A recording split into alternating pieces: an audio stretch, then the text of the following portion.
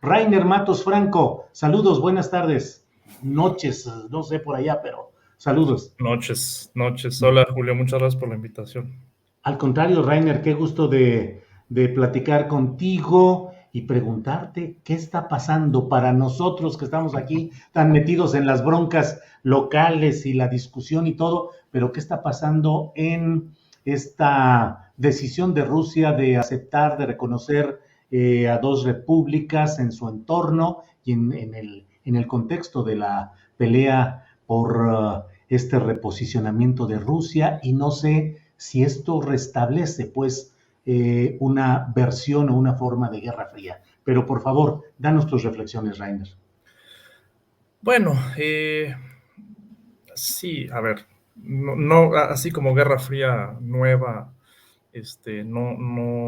pues no creo que sea el caso, eh, pero sí hay todavía pues una movedera en el espacio postsoviético bastante susceptible a temas locales, bastante susceptible a temas de etnicidad, demografía, enclaves, estos grandes enclaves en las repúblicas donde la nacionalidad titular era otra, distinta a los grupos minoritarios, etcétera, cosa que se inventó la Unión Soviética, ¿no? A principios de los años 20, hace 100 años, pues empezó esta política de nacionalidades soviética de que cada grupo étnico debería estar sujeto a un territorio.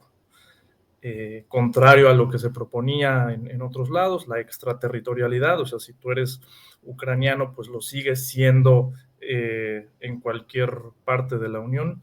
Pues no, aquí si tú nacías en la República Soviética de Ucrania, tú eras ucraniano. Aunque si tú eras ruso dentro de la Ucrania soviética, se te reconocía como ruso, pero tú eras ciudadano de la República de Ucrania. Es un ejemplo de muchos, están Asia Central, el Cáucaso, en fin, los países bálticos que se incorporan después, etcétera. Y toda esta configuración pues tiene muchas consecuencias hoy. En los últimos 30 años, cuando cae la Unión Soviética, pues de repente hay grupos étnicos minoritarios que terminan estando en un país que no es el país en el que ese grupo étnico es la nacionalidad titular. Te pongo un ejemplo, hay 25 millones de rusos fuera de Rusia, en Ucrania, Bielorrusia, los países bálticos, sobre todo Estonia, Letonia, etcétera. Y lo que vemos hoy en el Donbass, y desde hace 8 años, con esta guerra tan cruenta que ha habido, y en Crimea también, pues es precisamente eso. Crimea es un gran ejemplo de cómo en 1954, de un plumazo, el entonces dirigente soviético Nikita Khrushchev pues decide ceder administrativamente a Ucrania la República Autónoma de Crimea, que tenía mayoría de rusos, pero se la cede de la República Rusa a la República Ucraniana. Y en 1991, cuando Ucrania es independiente, de repente en Crimea hay 58% de rusos, Uh -huh. y lo mismo en Donetsk, en Lugansk. Eh, Ahí no son mayoría, pero sí son una minoría considerable, ¿no? 38-39%, según el censo de Ucrania de 2001. Y pues eso explica, esa demografía ya de por sí explica bastante, y explica que cuando hay conflictos políticos, geopolíticos, y cuando Ucrania llega a un gobierno en 2014 eh, bastante nacionalista en su retórica, pro-ucraniano, pro-europeo, pues a estas poblaciones no les gusta, estas poblaciones tienen una... Y entendido por Putin como pro-occidental, como pro-Estados Unidos, ese gobierno de 2014.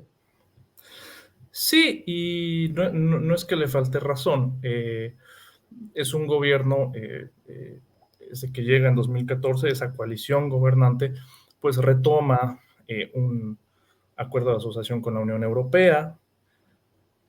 Eso se explica también por la geopolítica ucraniana. Es gente del noroeste de Ucrania, que es mayoritariamente rural, se habla ucraniano, se busca empujar el país hacia la Unión Europea, porque la Unión Europea, pues, con la política agrícola común, subsidia el campo de una forma brutal, muchísimo dinero.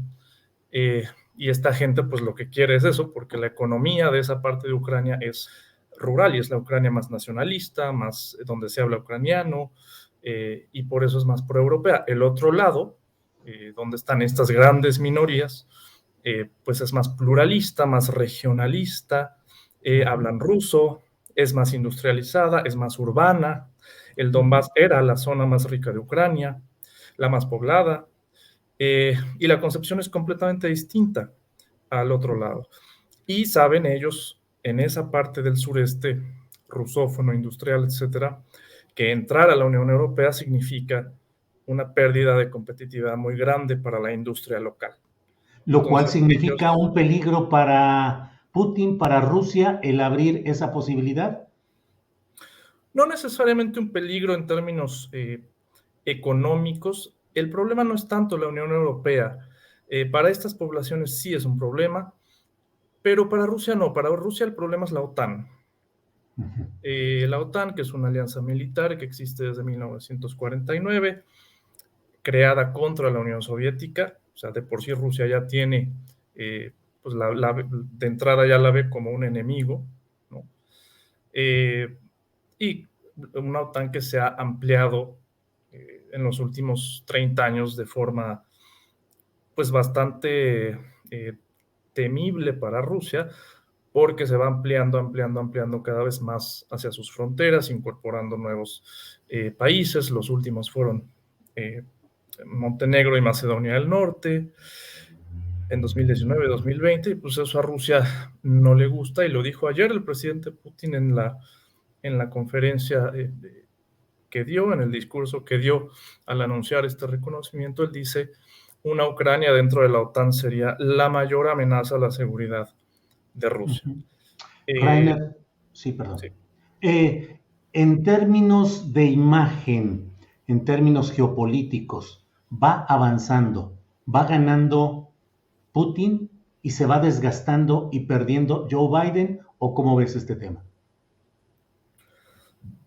Yo creo que Biden se desgasta día con día, en temas internos y externos también. Eh, este tema en Rusia es difícil porque al ciudadano promedio aquí en Rusia, pues esto no le dice mucho, ¿no?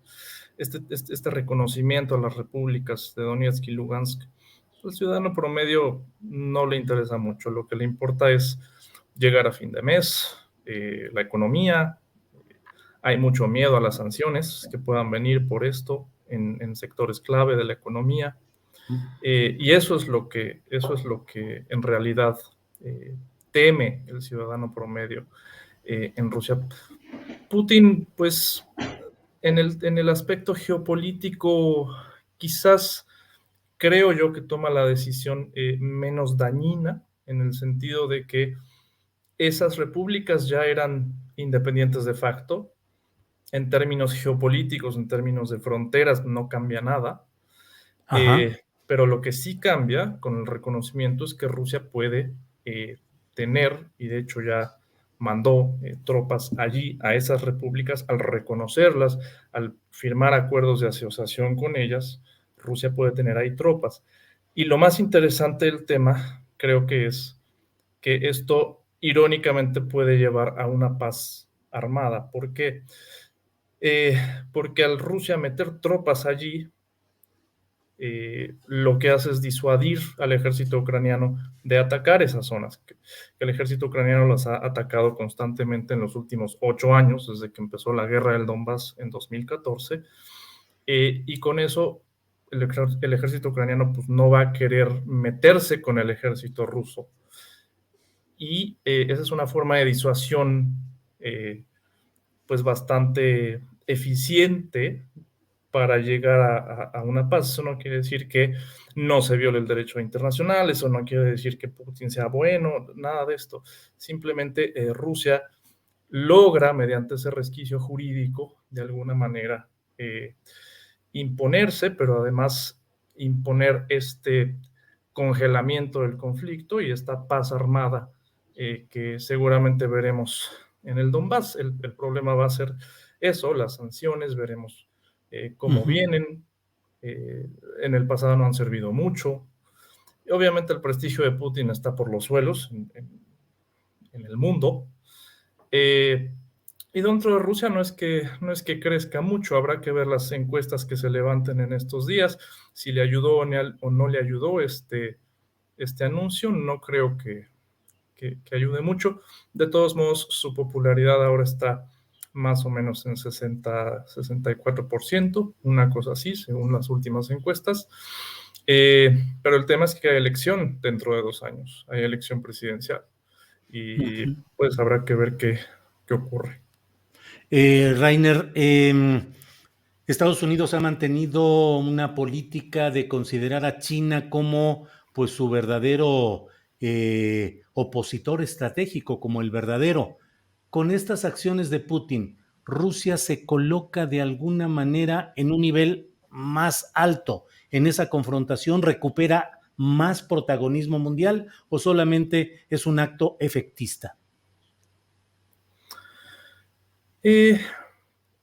Aquí lo interesante es que Rusia y China se complementan de alguna manera, porque China es una potencia económica, antes que nada, y es una potencia militar, sí, pero en su propia zona de influencia. Más allá, no lo es. Y Rusia, al contrario, Rusia no es una potencia económica más que en su zona de influencia y cada vez más reducida. Pero sí es una potencia militar.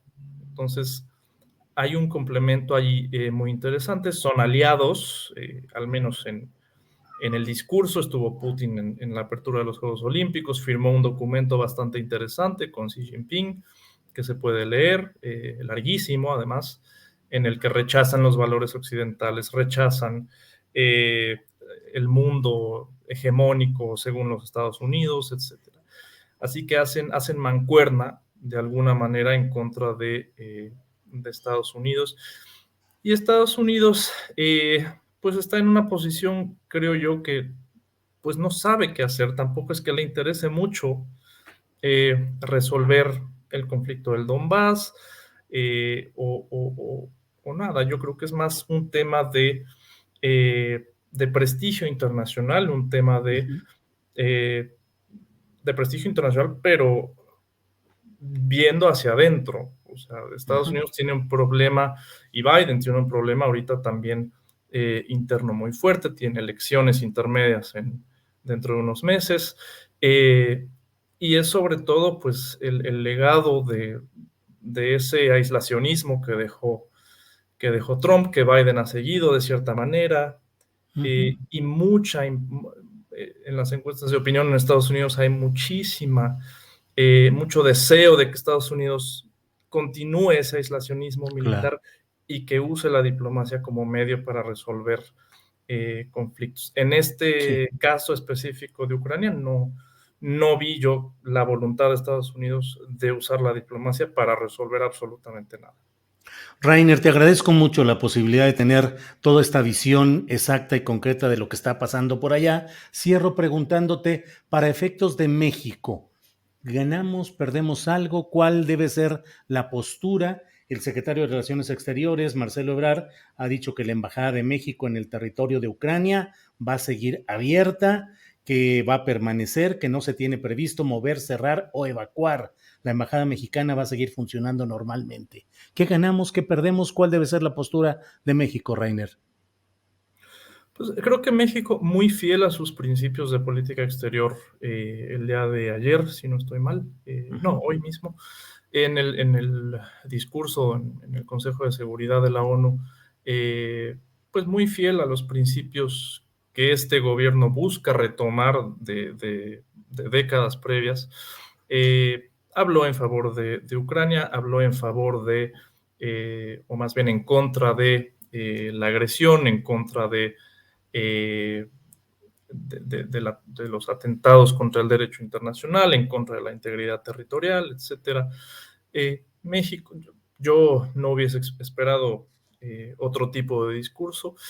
Y en cuanto a afectar a México, yo creo que en realidad no afecta de ningún modo. Lo que afecte a México viene de Estados Unidos. Y a Estados Unidos, aunque Biden dijo que el reconocimiento de las repúblicas es un atentado contra la amenaza, perdón, es una amenaza contra la seguridad nacional de Estados Unidos, yo no entiendo por qué, pues a México realmente pues no va a haber ningún problema, como dicen los memes, ¿no? No va a afectar al precio de las tortillas el conflicto entre Rusia y Ucrania. Bueno, Rainer, te agradezco mucho la posibilidad de una plática así que nos permita tener un buen contexto de lo que sucede en este tema siempre complicado y necesitado de una buena visión. Te agradezco mucho, Rainer Matos, y que sigas adelante. Muchas gracias a ti, Julio. Hasta luego. Gracias.